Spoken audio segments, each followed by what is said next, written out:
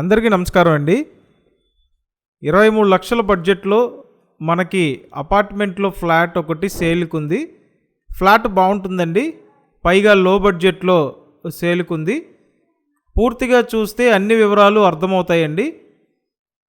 ఇక్కడ 3rd ఫ్లోర్లో మనకి ఈ 2 బెడ్రూమ్ ఫ్లాట్ అందుబాటులో ఉంది.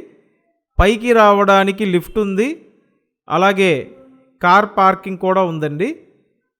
ఎస్ఎఫ్టీ అంతా కలిపి 800 ఎస్ఎఫ్టీ, అన్డివైడెడ్ షేర్ 39 గజాలు.